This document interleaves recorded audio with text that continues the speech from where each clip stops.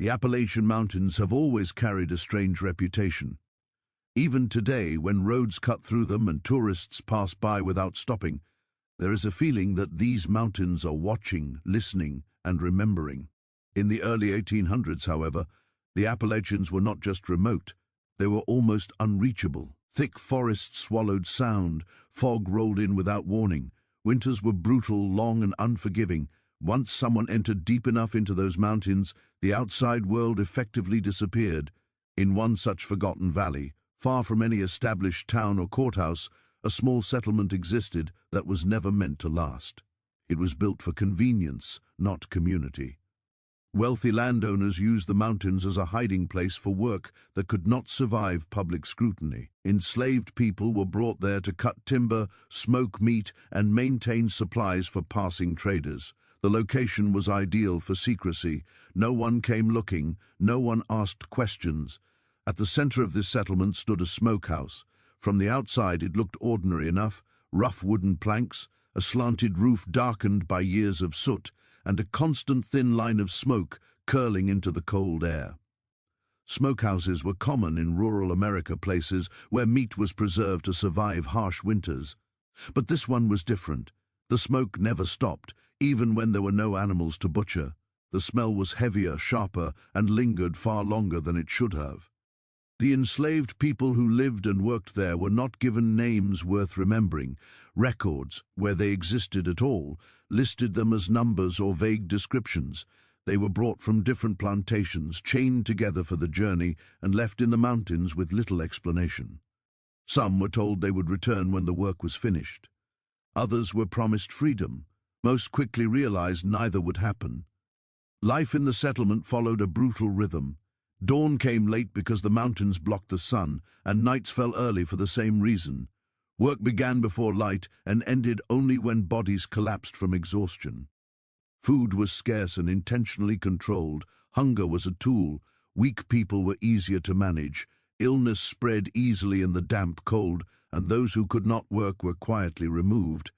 Removed did not mean buried.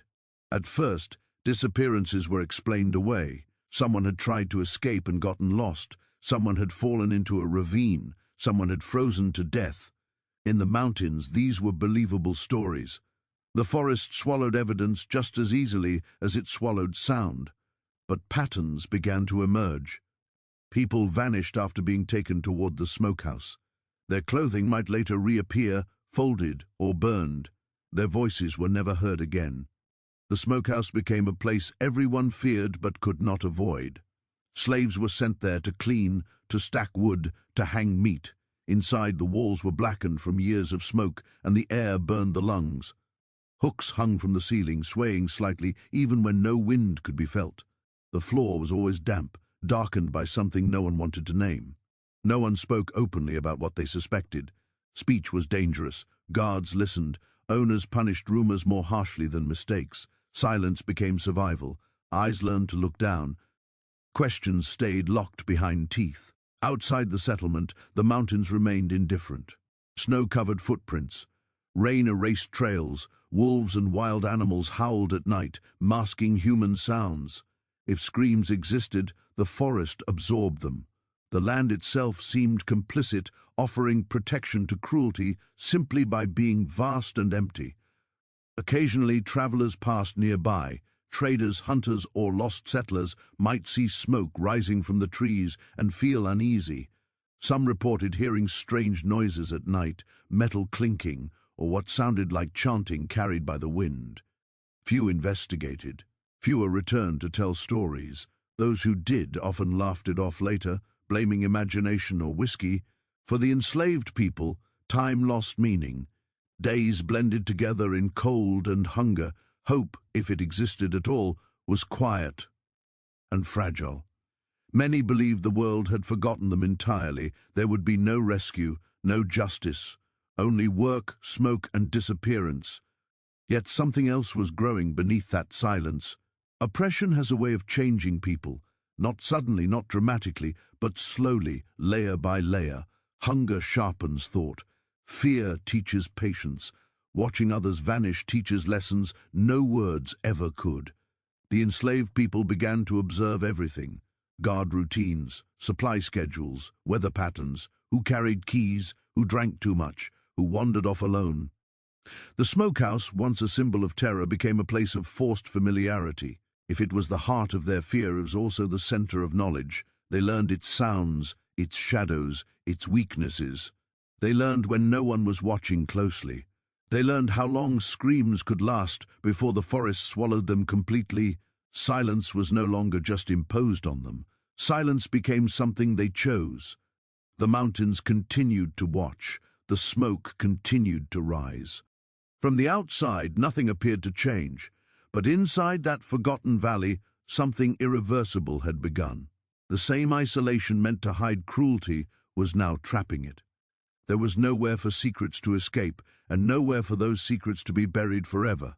The story of the silent smokehouse does not begin with rebellion. It begins with neglect, with distance, with a belief that certain lives were so insignificant they could be erased without consequence.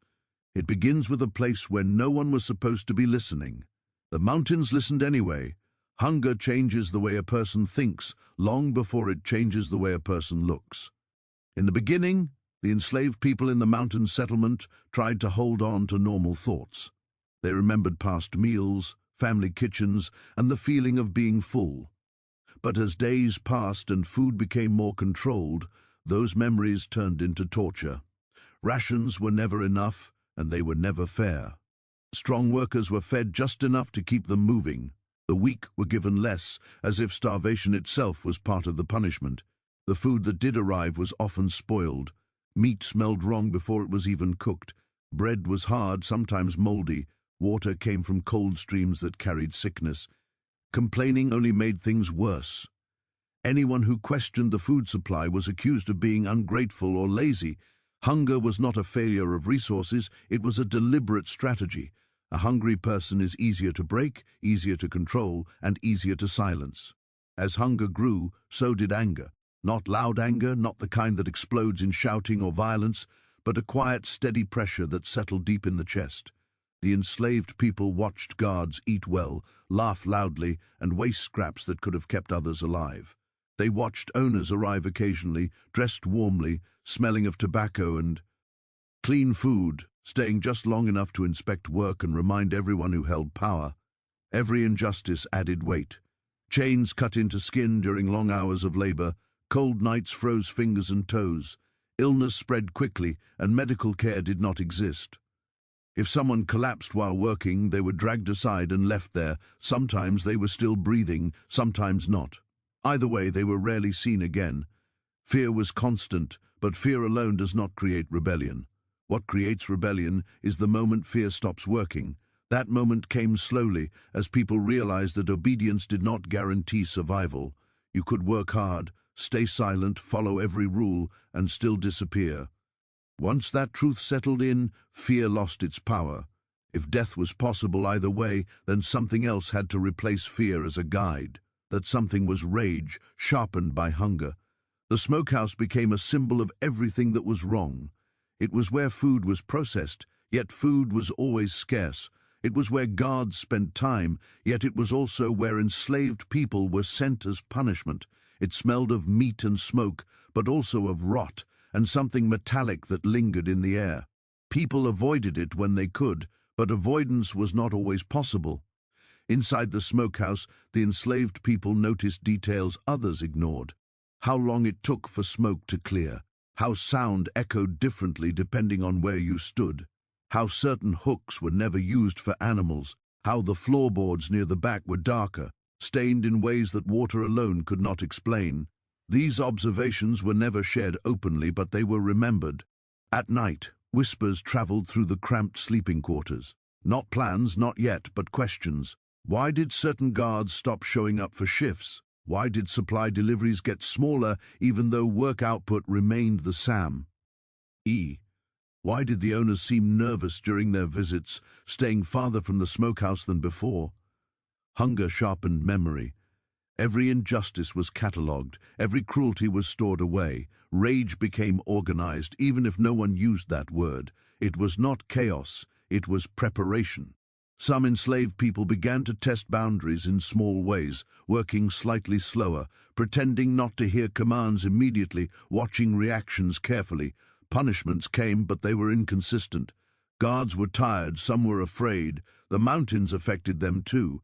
Isolation made everyone uneasy, even those in power. The enslaved people realized something important. The people controlling them were not invincible. They were outnumbered. They relied on fear more than force, and fear, once cracked, could collapse entirely. Still, no one spoke of open rebellion. Rebellion was dangerous. Stories of failed uprisings elsewhere were well known. Retaliation was always brutal. But survival instincts pushed thoughts in new directions.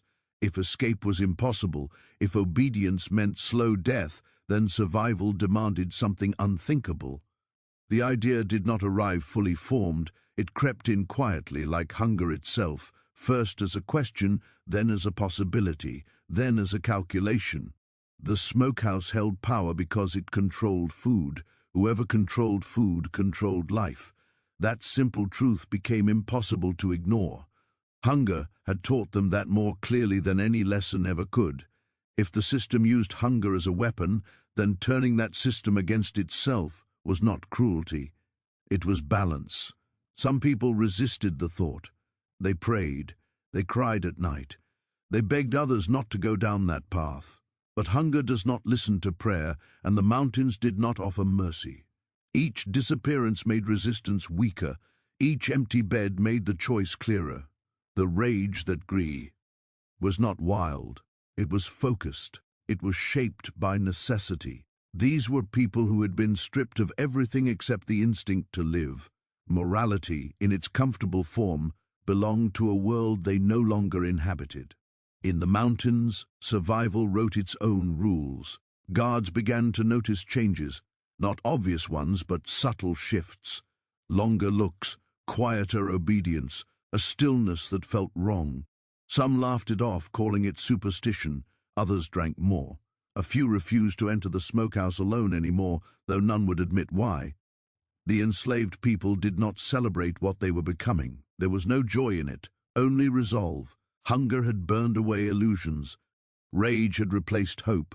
What remained was a cold understanding that the system would not end unless it was forced to end. The mountains pressed in closer as winter deepened. Snow made escape impossible. Supplies grew even thinner. Starvation became visible now, ribs pressing against skin, faces hollowed, eyes burning with intensity. Death was no longer an abstract fear. It was present, daily, unavoidable. In that environment, the line between victim and monster blurred, not because people wanted it to blur, but because the world had already erased the line for them. When society removes every human protection, it cannot be surprised when humans adapt in ways society later condemns. By the time the first real act of resistance took shape, hunger had already done most of the work. Chains had weakened bodies, but starvation had sharpened minds. Rage had replaced despair. Silence had become strategy. The smokehouse still stood at the center of the settlement, smoke rising steadily into the cold air. To the owners, it was just another tool. To the guards, a place of discomfort. To the enslaved, it had become something else entirely. It was no longer just a place of fear. It was a place of reckoning. The night everything shifted did not announce itself with thunder or shouting. It arrived quietly, wrapped in cold air and falling snow. Winter had tightened its grip on the mountains, and the settlement felt smaller than ever, pressed in by darkness and silence. The guards were restless, eager to stay near fires and drink themselves warm. Visibility was poor, sound carried strangely, and the forest seemed to lean closer, as if waiting. The enslaved people noticed these things. They always did. They had learned to read the environment the way others read books. They knew which nights dulled attention and which sharpened it. This night dulled it. Snow softened footsteps. Wind masked small sounds. Cold slowed reaction time. It was not chosen for symbolism or drama. It was chosen because it made sense. No signal was spoken aloud. There was no rallying cry, no whispered command that could be overheard. Everything moved through looks and timing. People went about their assigned tasks as usual, their faces empty, their movements familiar. Nothing in their behavior suggested change. That was the most important part. Change invited scrutiny. Normalcy provided cover. The smokehouse glowed faintly in the dark, light from its interior fire seeping through cracks in the wood. Smoke rose steadily, blending into the heavy sky. A guard stood near the entrance, half asleep, rifle resting against the wall. He had been there many times before. He knew the routine. He believed nothing ever happened here without his permission. He was wrong. The first moment passed quickly. A movement behind him, quiet and close. A body pressing forward, using weight and surprise rather than strength. The guard stumbled, shocked more than hurt. His mouth opened, but no sound escaped. Hands covered his face. The forest swallowed what little noise there was. By the time his body hit the ground, the snow had already begun to cover the disturbance. There was no celebration, no hesitation either. The body was dragged inside, the door closing softly behind it. The smokehouse absorbed the act the way it absorbed everything else. Fire crackled. Hooks swayed slightly. The air remained thick and heavy. What had been done could not be undone, and no one pretended otherwise. That moment broke something open. Once the first boundary was crossed, others followed with frightening efficiency. Guards were isolated one by one, taken when they were alone, distracted or drunk. No unnecessary force was used. Everything was deliberate. Everything was quiet. This was not chaos. This was control. The enslaved people did not move like a mob. They moved like individuals who shared an unspoken understanding. Everyone knew their role without needing to explain it. Some distracted, some watched, some acted, some cleaned. Silence was maintained not out of fear, but out of discipline. Noise would bring attention. Attention would bring death. Inside the smokehouse, its purpose shifted completely. Where it once represented hunger and terror, it now became a place of decision. Fire was tended carefully. Doors were closed. Smoke continued to rise, unchanged from any other night. From the outside, nothing appeared different. That was the point. The moral weight of what was happening pressed heavily on everyone involved. These were not people unfamiliar with death, but this was different. This was intentional. This was chosen. Some hands shook, some eyes filled with tears, others hardened completely. No one spoke about it. Words would only weaken resolve. Hunger had stripped away many things, but it had not stripped away memory. Faces were remembered. Names were remembered.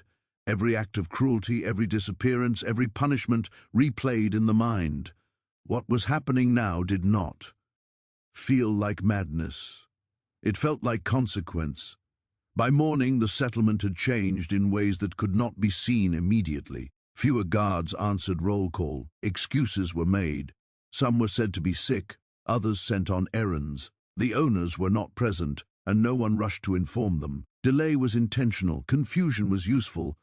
The enslaved people returned to work, moving through the day with controlled calm. Eyes stayed lowered. Bodies moved as expected. Anyone watching closely might have sensed something wrong, but no one was watching closely enough. The mountains continued to protect secrecy, just as they always had. As days passed, fear shifted sides. Guards grew anxious. They traveled in pairs now. They avoided the smokehouse, unless absolutely necessary. Some refused to go near it at all. The smell inside seemed stronger, the air heavier. Superstition took hold. Whispers spread among the men who once relied on intimidation. They spoke of bad luck, of cursed ground, of something being wrong with the place. The enslaved people listened and remembered. Control of food quietly changed. Rations increased slightly, not out of kindness but necessity. Too much tension risked collapse. Too many questions risked attention from outside. The owners sensed instability but could not locate its source. They blamed the environment. They blamed weather. They blamed incompetence. They never blamed the people they believed incapable of planning. The rebellion did not announce itself because it did not need to. It existed in the absence of oversight, in the growing imbalance of power, in the slow erosion of authority. The system that once functioned on fear now functioned on uncertainty, and uncertainty is poison to control. Not everyone involved survived the psychological weight of what they had done. Some withdrew inward, haunted by images they could not escape. Others justified every act as necessary, repeating it like a prayer. Survival demanded rationalization. Without it, the mind would break. The smokehouse remained central. It became a place people approached carefully, respectfully, not out of fear anymore, but out of recognition. It was where the line had been crossed, where there was no going back, where the story had turned. The mountains noticed nothing and everything at once. Snow continued to fall. Trees stood unmoved. Wolves howled at night. Nature did not judge. It simply continued. That indifference was strangely comforting. It suggested that what humans called monstrous was simply another response to pressure. When the first outside search party eventually came, weeks later, they found a settlement that felt wrong in ways they could not immediately name. Too quiet, too orderly, too empty of authority. The smokehouse still smoked, work still happened. But something fundamental had shifted beneath the surface. The rebellion had succeeded not because it was loud, but because it was invisible.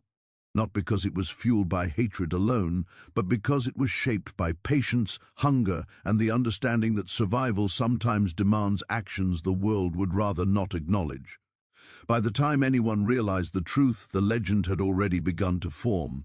Stories filled the gaps where facts were missing. Fear transformed necessity into horror, and the smokehouse, once just a building in the woods, became something far more powerful.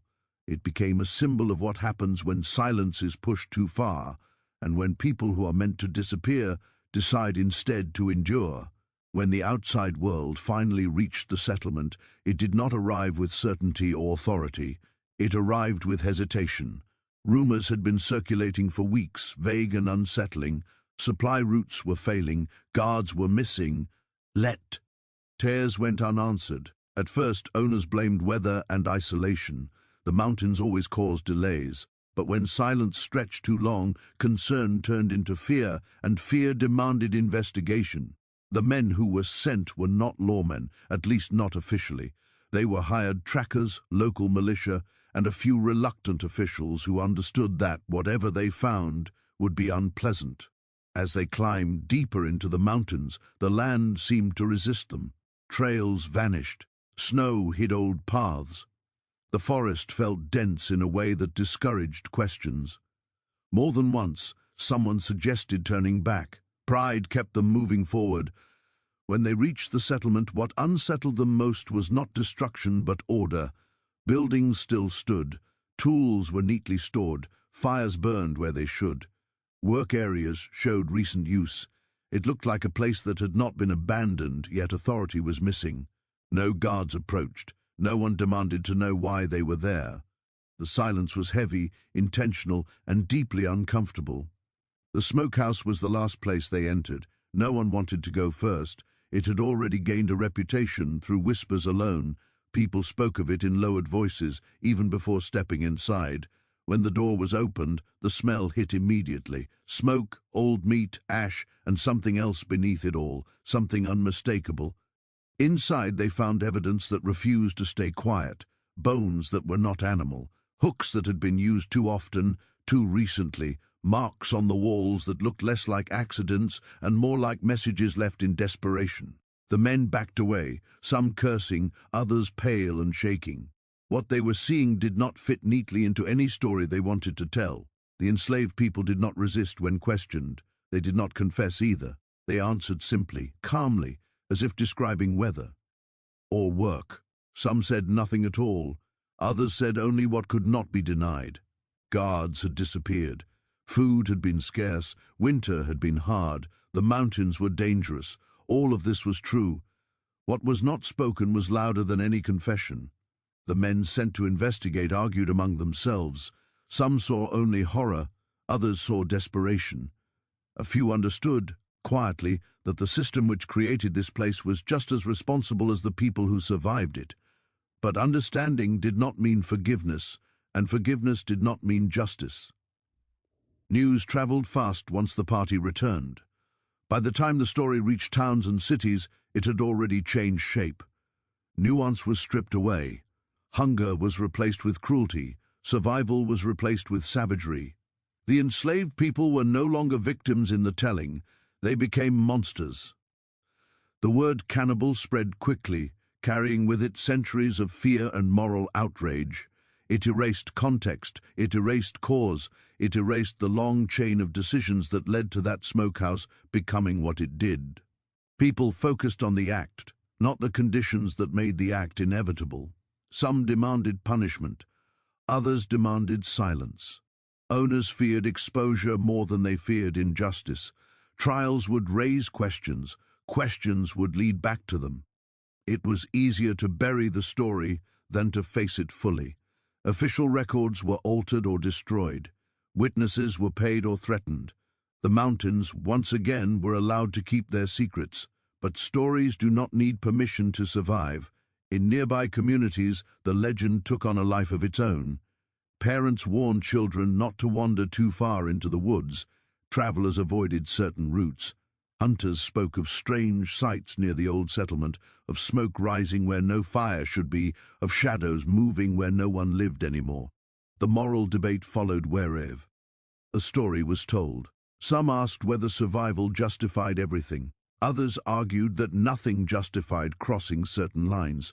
But most discussions happened far away from hunger, far away from chains, far away from the kind of fear that makes philosophy meaningless. Those who had lived it did not debate. They carried it inside them, quietly. Some were relocated, some disappeared into other systems of labor.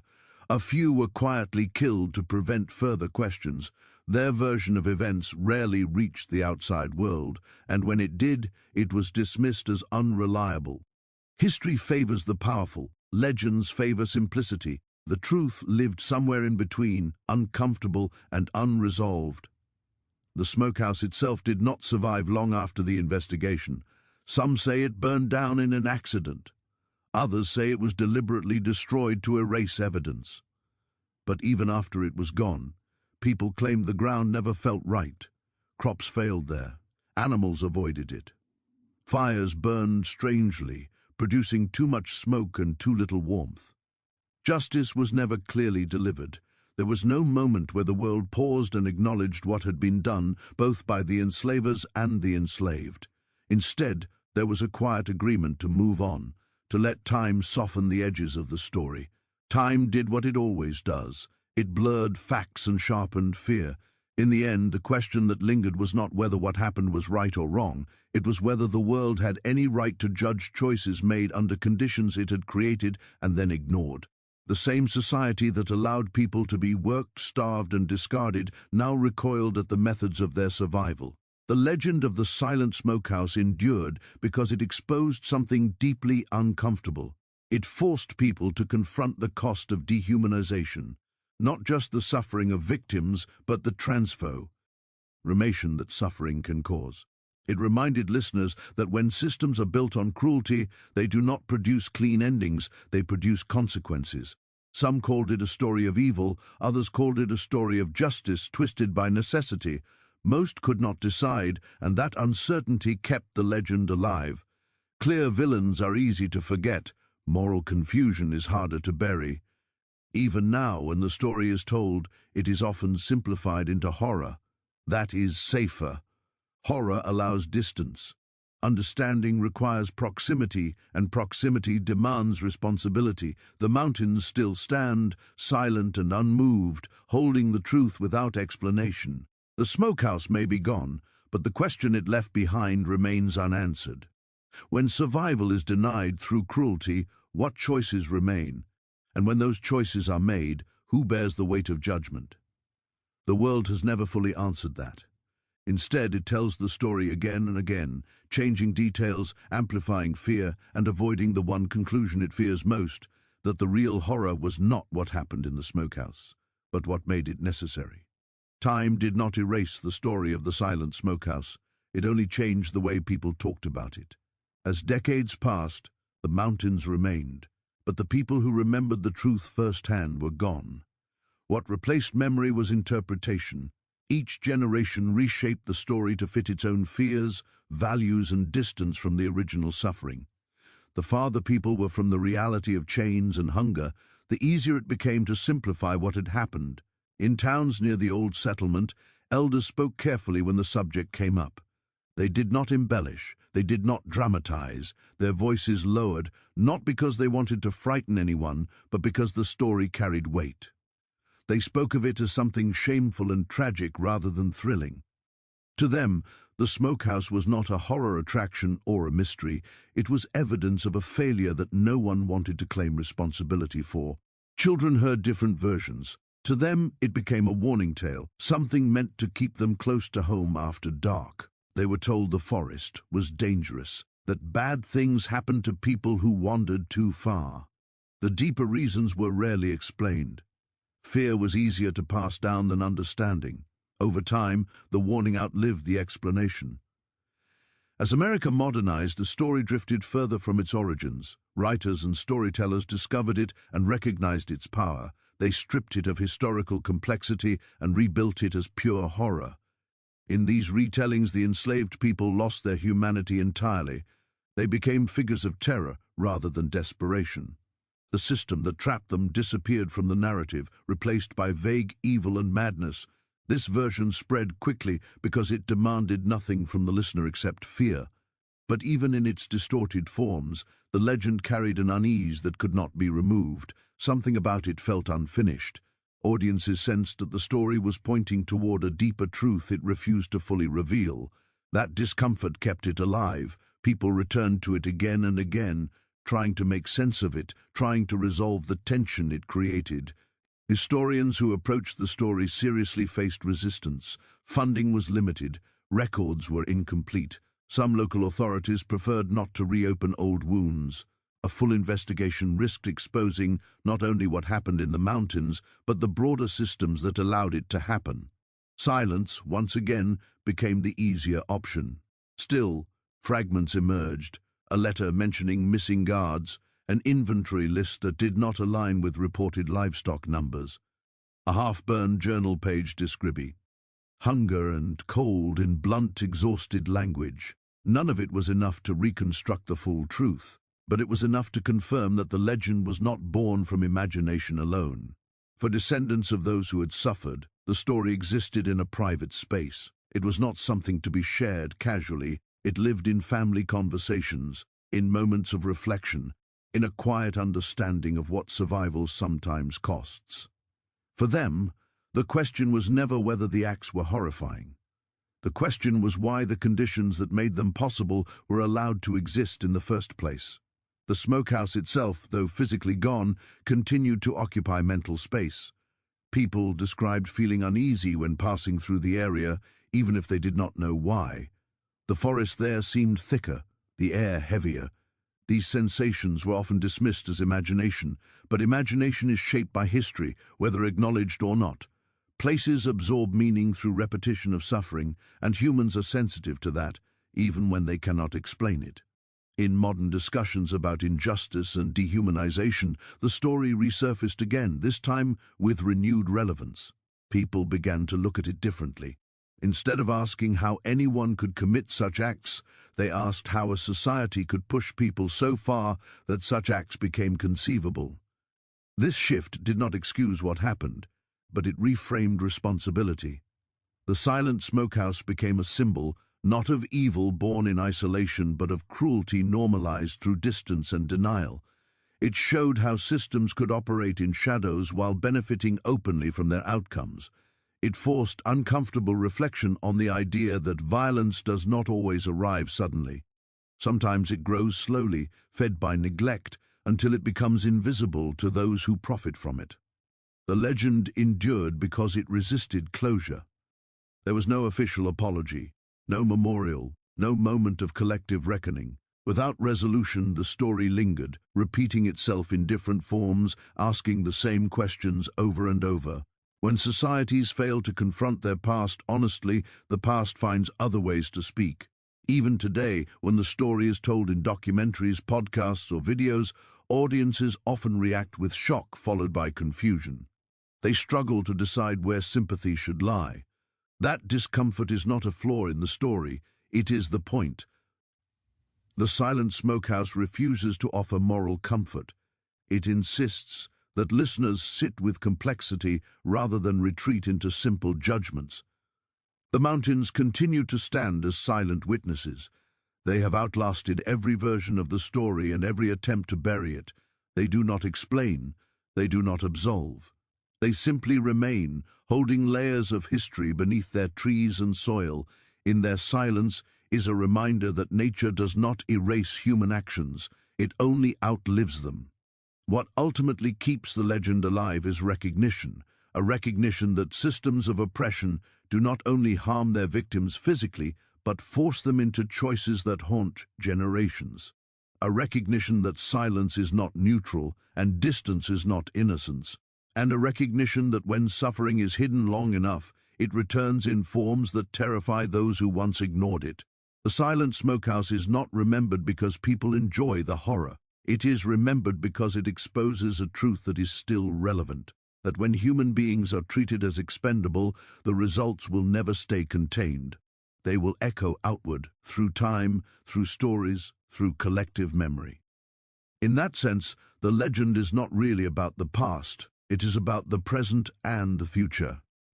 It asks whether societies have learned anything, or whether they continue to build smokehouses of a different kind, hidden from view, sustained by silence.